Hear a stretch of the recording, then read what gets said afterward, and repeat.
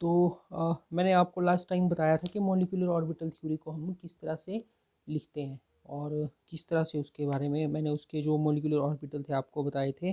तो भी हम कुछ एग्जांपल सॉल्व करेंगे। तो आपको है हाइड्रोजन से लेके फ्रॉम हाइड्रोजन से लेके नियॉन तक जितने भी डायटोमिक मॉलिक्यूल है उनको हम उनका मॉलिक्यूलर ऑर्बिटल डायग्राम बनाएंगे, उनका बॉन्ड ऑर्डर निकालेंगे और देखेंगे कि उसकी क्या एप्लीकेशंस है। एप्लीकेशंस वही हैं जनरल जो मैंने आपको मॉलिक्यूलर ऑर्बिटल थ्योरी में बताई थी कि बॉन्ड ऑर्डर निकालते हैं, उससे हमें पता चलता है कि मॉलिक्यूल का बॉन्ड ऑर्डर अगर ज़्यादा है तो उतने ही मॉलिक्यूल के जो एटम है वो क्लोज होंगे, क्योंकि बॉन्डिंग ज़्यादा होगी तो ऑब्वियसली वो क्लोज होंगे और उनका जो बॉन्ड है वो स्टेबल होगा। जैसे नाइट्रोजन का मैंने आपको बताया था कि वहाँ पे बॉन्ड ऑर्डर 3 आता है, ठीक है, 3 आता है।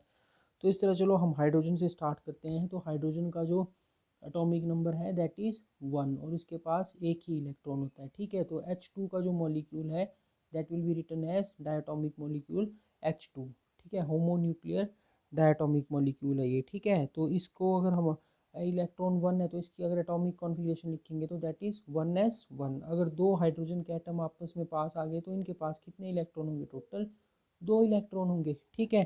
तो वहाँ पे मैंने आपको बताया था कि जब हम लिखते हैं तो सीक्वेंस होता है। तो सीक्वेंस में सबसे पहले क्या आता है? सिग्मा 1s2, ठीक है, सिग्मा 1s2 आता है।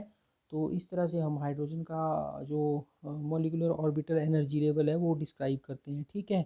तो इसके लिए अब हम एनर्जी लेवल डायग्राम बनाएंगे। तो मैंने आपको बताया था कि यहाँ पे 2 एटॉमिक ऑर्बिटल आ गए, एक यहाँ पे आ गया, दूसरा यहाँ पे आ गया, ठीक है। और इसके 2 एटॉमिक ऑर्बिटल जब कंबाइन करेंगे तो 2 मॉलिक्यूलर ऑर्बिटल बनेंगे। एक बनेगा बॉन्डिंग मॉलिक्यूलर ऑर्बिटल जिसकी एनर्जी कम होगी एज कॉरस्पॉन्डिंग एटॉमिक ऑर्बिटल से, एक होगा एंटी बॉन्डिंग मॉलिक्यूलर ऑर्बिटल। तो ये मैं एरो लगा रहा हूँ, इट डिस्क्राइब्स द एनर्जी, ठीक है। एनर्जी लेवल इंक्रीज हो रहा है वो बताता है। तो एटॉमिक लेवल इसका आ गया। तो इसके बाद हम अगर इसको देखें तो यहाँ पे यहाँ से बना हमारे पास एंटी बॉन्डिंग मॉलिक्यूलर ऑर्बिटल बना जो, ठीक है, और एक बना बॉन्डिंग मॉलिक्यूलर ऑर्बिटल। तो बॉन्डिंग के जो कॉरस्पॉन्डिंग होगा वो anti bonding molecular orbital present होगा ही होगा, ठीक है। एनर्जी लेवल डायग्राम में हमें उसको शो करना ही पड़ेगा वेदर उसमें इलेक्ट्रॉन हो या नहीं हो, ठीक है। तो अब मैंने आपको बताया कि सिग्मा 1s2, तो ये है आपके पास बॉन्डिंग मॉलिक्यूलर ऑर्बिटल है सिग्मा 1s, और ये है सिग्मा स्टार। स्टार मैंने बताया था आपको, स्टार का मतलब होता है एंटी बॉन्डिंग मॉलिक्यूलर ऑर्बिटल। अब आपके पास सिर्फ 2 इलेक्ट्रॉन है, ठीक है। तो 2 इलेक्ट्रॉन में आप क्या किस तरह से फिल करेंगे तो वो आपको मैंने बताया था वहाँ पे अहबाउ प्रिंसिपल बताया था, Hund's rule of maximum multiplicity बताया था और पॉलीज एक्सक्लूजन प्रिंसिपल बताया था। तो पॉली एक्सक्लूजन प्रिंसिपल क्या बोलता है कि कोई भी ऑर्बिटल है उसमें हमेशा मैक्सिमम 2 इलेक्ट्रॉन होंगे और वो भी एंटी पैरेलल स्पिन के साथ, ठीक है। और अहबाउ प्रिंसिपल क्या बोलता है कि इंक्रीजिंग लेवल ऑफ एनर्जी में आपके इलेक्ट्रॉन फिल होंगे, ठीक है। उसके बाद Hund's rule of maximum multiplicity है तो वो मल्टी जहाँ पे ज़्यादा ऑर्बिटल हैं एक ही लेवल पे वहाँ अप्लाई होगा, ठीक है। तो यहाँ पे आपके पास एक 1s1 इलेक्ट्रॉन यहाँ इस हाइड्रोजन से आ गया, दूसरा 1s1 इलेक्ट्रॉन भी जो 2 डायटोमिक मॉलिक्यूल है उसमें हाइड्रोजन से आ गया, ठीक है। तो यहाँ लिख देंगे हम 1s, यहाँ भी लिख देंगे 1s, ठीक है। अब ये दोनों इलेक्ट्रॉन कंबाइन करेंगे तो आप स्पेकुलेट करो कहाँ पे आएंगे, या तो ये इस मॉलिक्यूलर ऑर्बिटल में आएंगे या इसमें आएंगे, ठीक है। तो ये मॉलिक्यूलर ऑर्बिटल है बॉन्डिंग, ठीक है, और ये है एंटी बॉन्डिंग। क्योंकि यहाँ पे स्टार लगा है हम यहाँ लिख भी सकते हैं, स्पेस नहीं है नहीं तो हम लिख देंगे ABMO anti bonding molecular orbital, और यहाँ लिखेंगे बॉन्डिंग बॉन्डिंग मॉलिक्यूलर ऑर्बिटल। तो हमारे पास हम मैक्सिमम कितने 2 इलेक्ट्रॉन है हाइड्रोजन के मॉलिक्यूल में, ठीक है। मॉलिक्यूल समझ गए ना, जहाँ पे ये एटम्स नहीं है मॉलिक्यूल में, एटम कंबाइन करके उसको स्टेबल करते हैं, ठीक है। तो ये आ गया हाइड्रोजन का मॉलिक्यूल, 2 इलेक्ट्रॉन आ गए। अब दोनों इलेक्ट्रॉन को, अब एक इलेक्ट्रॉन तो हमने यहाँ लिख दिया, ठीक है, ये लिख दिया। अब दूसरा इलेक्ट्रॉन हम कहाँ लिख सकते हैं? या तो आपके पास ये ऑर्बिटल है मॉलिक्यूलर ऑर्बिटल या सेम ही है। अब पॉलीज एक्सक्लूजन प्रिंसिपल क्या बोलता है, एक ऑर्बिटल में मैक्सिमम 2 ही इलेक्ट्रॉन आएंगे और वो भी एंटी पैरेलल स्पिन के साथ। तो यहाँ पे अब देखने वाली बात यह है कि ये हायर एनर्जी ऑर्बिटल है तो ऑब्वियसली दूसरा इलेक्ट्रॉन भी कहाँ आएगा, अहबाउ प्रिंसिपल के अकॉर्डिंगली लोअर एनर्जी ऑर्बिटल को पहले फिल करेगा। एंड पॉलीज एक्सक्लूजन प्रिंसिपल क्या बोलता है, विद एंटी पैरेलल स्पिन के साथ, ठीक है।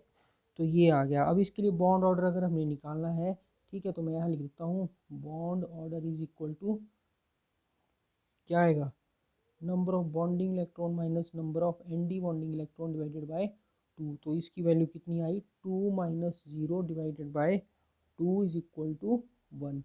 ठीक है, तो बॉन्ड ऑर्डर का मतलब आया कि हाइड्रोजन हाइड्रोजन के मॉलिक्यूल, हाइड्रोजन मॉलिक्यूल में जो हाइड्रोजन हाइड्रोजन के बीच बॉन्ड है दैट इज सिंगल बॉन्ड, एक ही बॉन्ड है। ठीक है, तो इसके लिए ये है। और दूसरा हमें इससे पता चलता है कि क्या ये डायमैग्नेटिक है या पैरामैग्नेटिक। तो पैरामैग्नेटिक तब होगा जब हमारे पास जो रिजल्टेंट ऑर्बिटल है उसमें अनपेयर्ड इलेक्ट्रॉन होंगे। तो यहाँ पे देखो दोनों इलेक्ट्रॉन पेयर्ड है, whether they are in bonding molecular orbital या एंटी बॉन्डिंग में होंगे, है ना। यहाँ पे तो बॉन्डिंग में ही है और दोनों पेयर्ड है, तो ये क्या हुआ मॉलिक्यूल हमारे पास, इट्स डायमैग्नेटिक।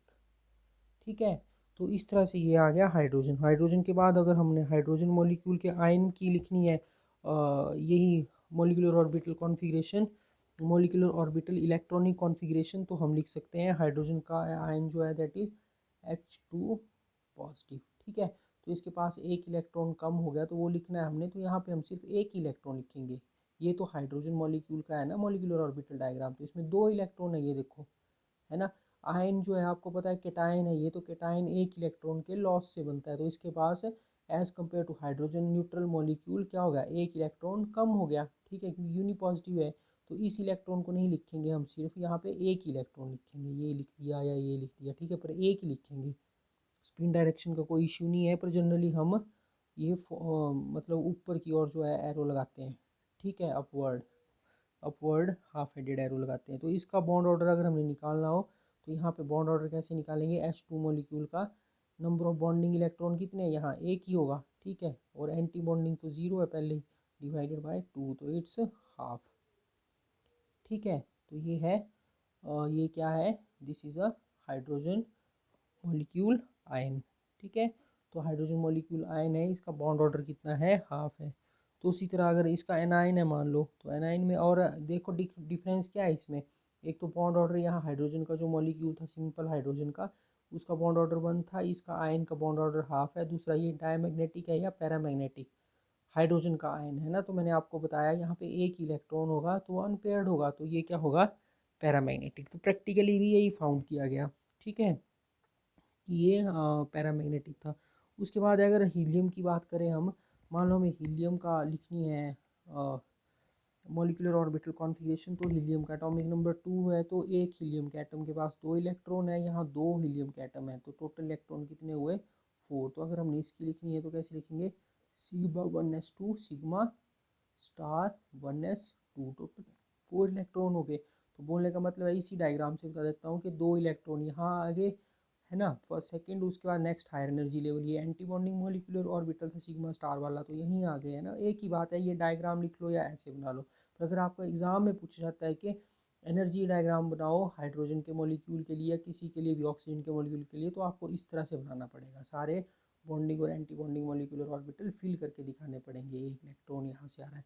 अगर सिंपल आपको बोला जाता है कि मॉलिक्यूलर ऑर्बिटल इलेक्ट्रॉनिक कॉन्फ़िगरेशन लिखो ऑक्सीजन की, तो आपने इस तरह से लिखना है, या ऑक्सीजन हीलियम जो भी सीक्वेंस पूछा जाएगा।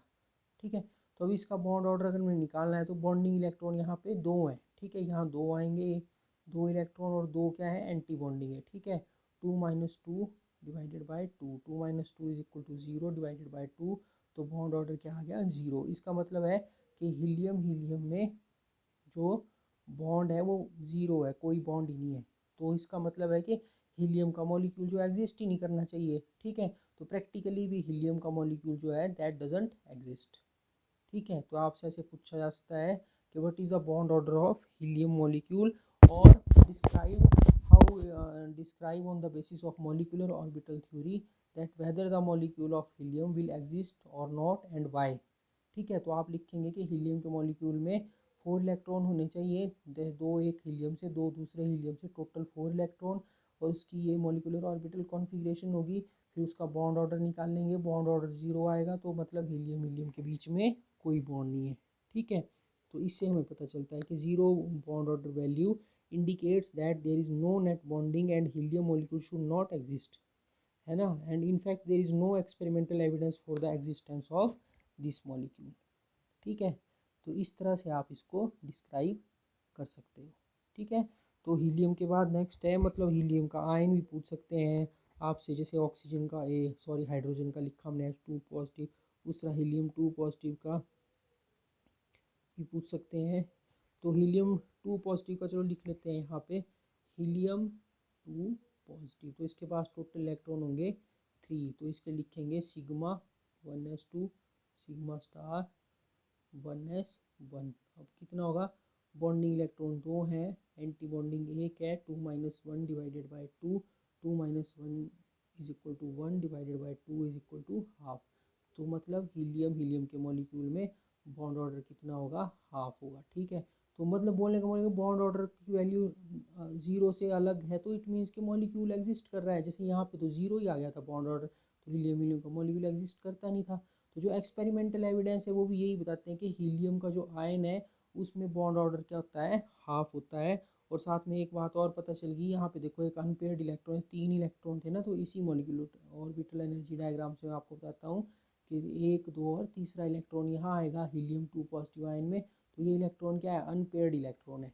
ठीक है, तो उसी तरह ये भी मतलब अनपेयर्ड है, तो ये पैरामैग्नेटिक होना चाहिए, और यही एक्सपेरिमेंटली ऑब्जर्व किया गया। ठीक है, तो इसी तरह बहुत से हमारे पास मतलब एग्जाम्पल्स हैं, आप वहाँ से कर सकते हैं। दूसरा लिथियम का मॉलिक्यूल है Li2, तो उसके बाद बेरिलियम का है, बोरोन का है। ठीक है, तो उसके बाद कार्बन का है। तो इन सब के लिए आप मॉलिक्यूलर ऑर्बिटल कॉन्फ़िगरेशन लिख सकते हैं, मॉलिक्यूलर ऑर्बिटल इलेक्ट्रॉनिक कॉन्फ़िगरेशन जिसको हम बोलते हैं, और बॉन्ड ऑर्डर वहाँ से कैलकुलेट कर सकते हैं। ठीक है, तो चलो एक एग्जांपल और बताता हूँ आपको कार्बन का। ठीक है, कार्बन का, ठीक है, तो कार्बन के पास 6 इलेक्ट्रॉन होते हैं, और कार्बन का जो मॉलिक्यूल है उसके पास कितने होंगे, 12 इलेक्ट्रॉन होंगे टोटल। ठीक है, तो उसकी सबसे पहले हमें इलेक्ट्रॉनिक मॉलिक्यूलर इलेक्ट्रॉनिक कॉन्फ़िगरेशन लिखनी पड़ेगी। वो आएगी sigma 1s2 sigma star 1s2 sigma 2s2 sigma star 2s2। उसके बाद क्या आएगा, ये आएगा, उसके बाद आएगा पाई 2px एंड पाई 2py। ठीक है, तो इनकी एनर्जी इक्वल होती है, मॉलिक्यूलर डायग्राम भी बनाएंगे इसका, तो पहले यहाँ देख लेते हैं। ठीक है, तो 2 और 2 4, 2 6, 2 8। तो पहले एक एक लिखेंगे, है ना, एक एक जब हम भरेंगे एनर्जी डायग्राम को। ठीक है, उस तरह से बता रहा हूँ, पहले एक एक आएगा यहाँ पे, फिर पॉलीज एक्सक्लूजन और हंस रूल और उसके अकॉर्डिंगली, है ना, और बॉ प्रिंसिपल के, फिर यहाँ 2 2 इलेक्ट्रॉन आएंगे। ठीक है, तो टोटल इलेक्ट्रॉन कितने हो गए यहाँ पे, 12 हो गए। ठीक है, तो अब मैं इसका आपको डायग्राम बना के दिखाता हूँ किस तरह से बनाएंगे। या चलो यहाँ बॉन्ड ऑर्डर दिखा लेता हूँ पहले आपको। इसका बॉन्ड ऑर्डर अगर आपने निकालना है, इसका बॉन्ड ऑर्डर आएगा, बॉन्डिंग इलेक्ट्रॉन कितने यहाँ पे 2 + 2 4 + 2 6 + 2 8। और एंटी बॉन्डिंग कितने इलेक्ट्रॉन है यहाँ पे, 2 + 2 is equal to 4, 8 - 4 divided by 2, 4/2 is equal to 2। ठीक है, तो बॉन्ड ऑर्डर आ गया 2, और यहाँ पे कोई अनपेयर्ड इलेक्ट्रॉन भी नहीं था, तो यहाँ पे ये साथ में क्या होगा, डाया मैग्नेटिक। ठीक है, तो और इसका जो हम डायग्राम बनाएंगे कार्बन के मॉलिक्यूल का, तो वो मैं आपको दिखा देता हूँ।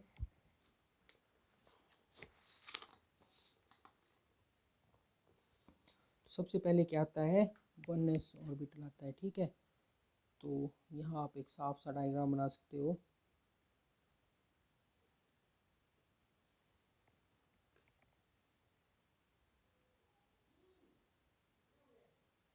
ठीक है, ये आ गया 1s, एक कार्बन का C2 है ना, दो कार्बन, ये C2 का मॉलिक्यूल है, देखो C एक और दूसरे C को मिला के C2 बना, तो एक कार्बन का आ गया 1s। तो एक कार्बन की जो इलेक्ट्रॉनिक कॉन्फ़िगरेशन है वो कैसे होती है, 1s2 2s2। ठीक है, उसके बाद क्या आता है 2p2। ठीक है, ये आता है ना, तो ये आ गया 1s। Out of increasing order of energy में लिखेंगे, यहाँ भी 1s आ गया। तो इससे भी 2 ऑर्बिटल बने, एक बना बॉन्डिंग मॉलिक्यूलर ऑर्बिटल और दूसरा बना एंटी बॉन्डिंग मॉलिक्यूलर ऑर्बिटल। ठीक है, तो इसको हम बनाते हैं। कई बुक्स में जैसे आप देखोगे,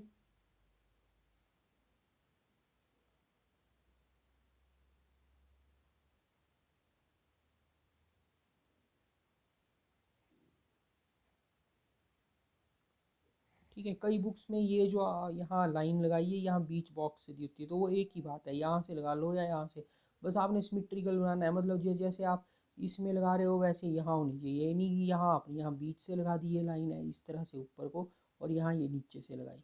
ठीक है, तो आपने यहाँ पे सिमेट्री मेंटेन करनी है, बस आपकी मेन टेंडेंसी ये होनी चाहिए। उसके बाद आ गया 2s।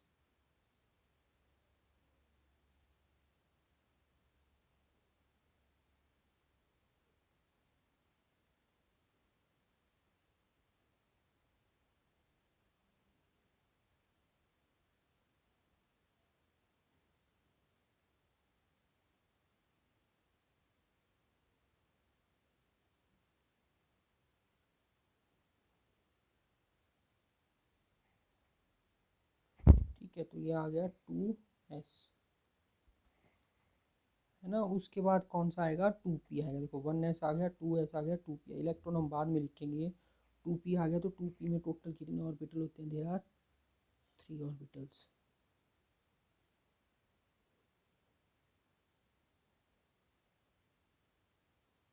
There are 3 orbitals.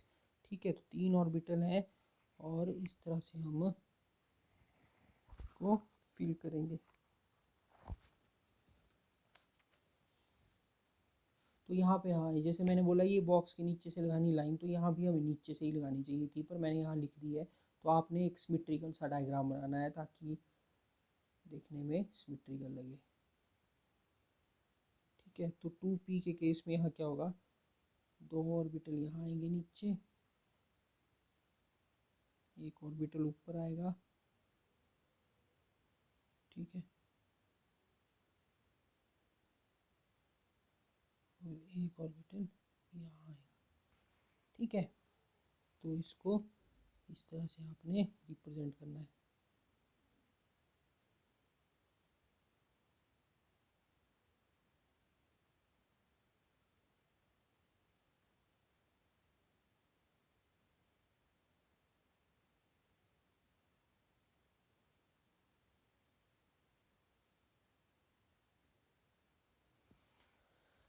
तो ये क्या आ गया, 2p।